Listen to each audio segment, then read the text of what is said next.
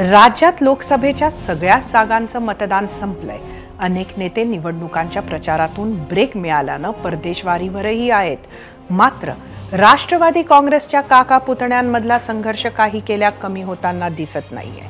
दुष्काळ दौऱ्यावरून शरद पवारांनी सरकारवर टीका केली आणि प्रामुख्याने अजित पवारांच्या गटावर आरोप केले, तर त्याला उत्तर देत अजित पवारांनी नवाच खुलासा केलाय। त्याचं झालं असं की आज मुंबईत राष्ट्रवादी काँग्रेसचा मेळावा पार पडला।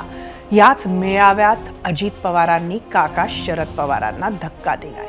अजित पवारांनी शरद पवारांचे तरुण शिलेदार धीरज शर्मा यांना आपल्या बाजूने करत अनेक युवक पदाधिकाऱ्यांना पक्षात घेतलं। मेळाव्यात मुख्य आकर्षण धीरज शर्मांच्या पक्षप्रवेशाचं होतं, मात्र गाजलं ते अजित पवार, सुनील तटकरे आणि छगन भुजबळांच्या भाषणांनी आणि त्यातल्या आरोपांनी। राष्ट्रवादीच्या मेळाव्यातून अजित पवार आणि सुनील तटकरे यांनी शरद पवारांवर गंभीर आरोप केले आहेत। 2004 सालच्या मुख्यमंत्री पदाबाबत शरद पवार धादांत खोटं बोलतायत असं म्हणत अजित पवारांनी एक गोष्ट सांगितली। 2004 साली राष्ट्रवादीचे सर्वाधिक आमदार निवडून आले होते। त्यावेळी छगन भुजबळ मुख्यमंत्री होतील असं वाटत होतं, पण पवारांनी मुख्यमंत्रीपद काँग्रेसला दिलं। त्याचं कारण खुद्द शरद पवारांनी काही दिवसांपूर्वी सांगितलं होतं, ते पाहणार आहोतच। मात्र त्यावरून अजित पवारांनी कोणती टीका केली आहे ती पाहूयात। 2004च्या बद्दल मधी पवार साहेबांनी एक स्टेटमेंट केलं की 2004ला जर राष्ट्रवादी काँग्रेस पक्षाचा मुख्यमंत्री केला असता तर पक्ष फुटला असता। दादांत खोटं आहे, दादांत खोटं। मी त्यावेळेस होतो, त्याच्यामध्ये आम्ही सगळेच जण होतो। भुजबळ साहेब होते, प्रफुल्लभाई होते, तटकरे साहेब होते, सगळे आम्ही होतो। उलट आम्हाला वाटत होतं ते करावं, आणि मी तर त्यावेळेस मुख्यमंत्री पदाचा मध्ये इंटरेस्टेड नव्हतो त्यावेळेस।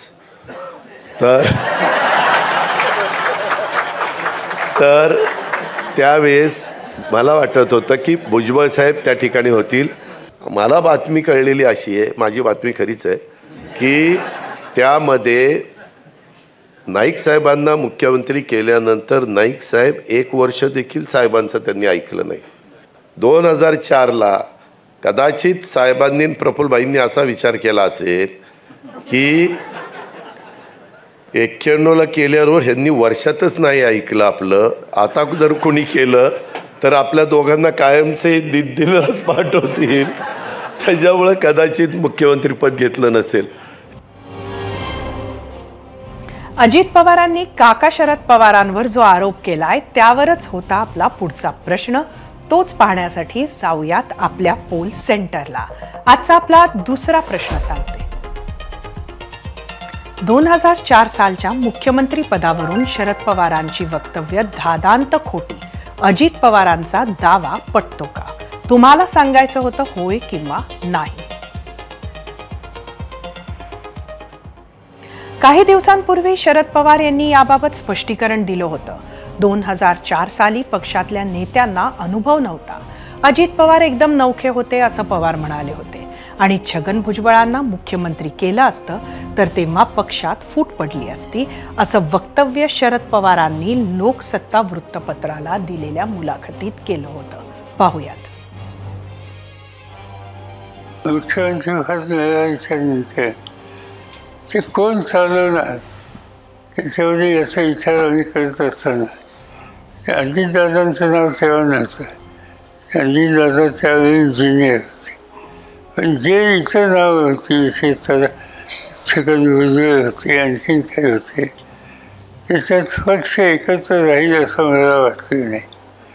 त्यांची निवड केली असती तर पक्ष एकत्र राहिला नसता। अंतर्गत संघर्षानंतर राष्ट्रवादीच्या नेत्यांनी आगामी विधानसभा निवडणुकीसाठी आत्तापासूनच आवाज बुलंद करायला सुरुवात केली आहे। लोकसभा निवडणुकीचं मतदान शेवटच्या टप्प्यावर आलं असताना विधानसभेच्या जागा वाटपावरून महायुतीत चर्चा रंगू लागली। आज मुंबईत राष्ट्रवादीचा मेळावा पार पडला। या मेळाव्यात लोकसभेच्या जागा वाटपावरून थेट अजित पवारांसमोरच छगन भुजबळांनी नाराजी व्यक्त केली। यावेळी लोकसभेसारखा विधानसभेला खटाटोप नको महायुतीकडून विधानसभेत 80 ते 90 जागा मिळाल्या पाहिजेत अशी भर सभेत मागणीच भुजबळांनी केली, तर विधानसभेला सर्वांचाच मान सन्मान केला जाईल असा शब्द भाजपनं दिल्याचं अजित पवार म्हणाले. हे आमचे सगळे आपले आमदार 50-54 त्याचे 2-4 इकडे तिकडे गेले, बरोबर. योग्य तो वाटा जो आहे महाविकास महायुतीमध्ये जे आहे आपल्याला मिळाला पाहिजे. आपण आलो त्यावेळेला पण आपल्याला त्यांनी सांगितलं 80-90 आपल्याला जागा मिळतील. यावेळेला जी काय खटपट झाली ती खटपट पाहता पुढेही खटपट होता कामा नये. आम्हाला एवढ्या जागा मिळाल्या पाहिजेत हे त्यांना आपल्याला सांगावं लागेल. तेवढ्या मिळाल्या तर 50-60 निवडून येणार. हो, युतीमध्ये तडजोड करण्याच्या करता काही म्हणतात ना, युद्धात जिंकले पण तहात हारले, तहात हारले ना, असं पालन तसलं काय होणार नाही. युद्धात पण जिंकलं जाईल आणि तहात पण जिंकलं जाईल. तुम्ही काही काळजी करू नका. त्या पद्धतीनं आपण काम करू. राष्ट्रवादीच्या नेत्यांकडून विधानसभा निवडणुकीत जागा वाढवून मिळावी अशी उघड भूमिका घेतल्यानंतर विधानसभेवेळी मित्रपक्षांचा योग्य सन्मान केला जाईल अशी प्रतिक्रिया देवेंद्र फडणवीसांनी सुद्धा दिली आहे. विधानसभेमध्ये कोणी किती जागा लढायच्या या संदर्भात तिन्ही पक्षाचे नेते एकत्रित बसतील, योग्य फॉर्म्युला ठरवतील आणि त्यानुसार तिन्ही पक्षांना जागा मिळतील. निश्चितपणे भाजप सर्वात मोठा पक्ष असल्यामुळे भाजपला सर्वात जास्त जागा मिळतील, पण आमच्यासोबतचे जे 2 पक्ष आहेत त्यांचा पूर्ण सन्मान हा यामध्ये राखला जाईल. तिकडे महायुतीत विधानसभेचं बिगुल वाजण्याआधीच जागांवरून खडाखडीला सुरुवात झालेली असताना लोकसभेत मोदींना बिनशर्त पाठिंबा देणाऱ्या राज ठाकरेंनी भाजपचा बालेकिल्ला समजला जाणाऱ्या कोकण पदवीधर मतदारसंघ निवडणुकीत मनसेकडून अभिजित पानसेंची उमेदवारी जाहीर केली आहे. भाजपसाठी हा मोठा धक्का मानला जातोय. कोकण पदवीधरमधून निरंजन डावखरे हे भाजपचे विद्यमान आमदार आहेत. राज्यात बदललेल्या राजकीय समीकरणांमुळे मुख्यमंत्री एकनाथ शिंदेंच्या अतिरिक्त मदतीमुळे यंदाही निरंजन डावखरेंसाठी ही लढत सोपी मानली जात होती, पण ऐनवेळी राज ठाकरेंनी उमेदवारी जाहीर केल्यामुळे महायुतीच्या गोटात मिठाचा खडा टाकल्याची चर्चा रंगली आहे. कोकण पदवीधरसाठी येत्या 26 जून रोजी मतदान होणार आहे, तर 1 जुलैला मतमोजणी होणार आहे. या उमेदवारीवर पानसेंनी दिलेली प्रतिक्रिया पाहूया.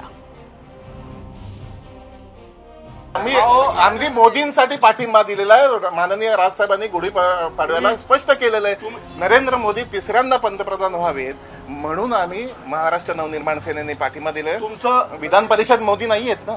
तुमचं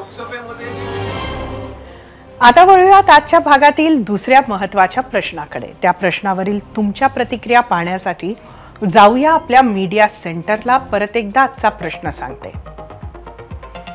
2004 सालच्या मुख्यमंत्री पदावरून शरद पवारांची वक्तव्य धादांत खोटी, अजित पवारांचा दावा पटतो का? बघूया सोशल मीडियावर काय आहेत प्रतिक्रिया. यूट्यूबवरून ज्ञानेश्वर वाजे, अजित पवारांनी विश्वासार्हता गमावली आहे. यूट्यूबवरून आशिष मानवारे, जे दादा कपडे बदलल्यासारखं नेहमी वक्तव्य बदलतात त्यांच्यावर कोण विश्वास ठेवेल? फेसबुकवरून राहुल जाधव, शरद पवार यांना अजित पवार मोठे झालेले आवडणार नाही, ते फक्त आमची कन्या मोठी झाली पाहिजे म्हणून प्रयत्नशील. फेसबुकवरूनच दत्तात्रय पाटील, जुनं उकरून काढण्यात काय अर्थ? अजित पवारांनी पक्ष चोरला, चिन्ह चोरले, स्वतःच्या हिमतीवर पक्ष काढून चालवून दाखवावा. इंस्टाग्रामवर संजीवनी पुराणिक, अजिबात नाही, या मुद्द्यावर पवार साहेब कधी खोटं बोलणार नाहीत. इंस्टाग्रामवरून संभाजी निवळे, अजित पवार साफ खोटं बोलत आहेत, शरद पवार कधी जुन्या गोष्टी बोलत नाहीत, जेव्हा बोलतात तेव्हा खरंच बोलतात.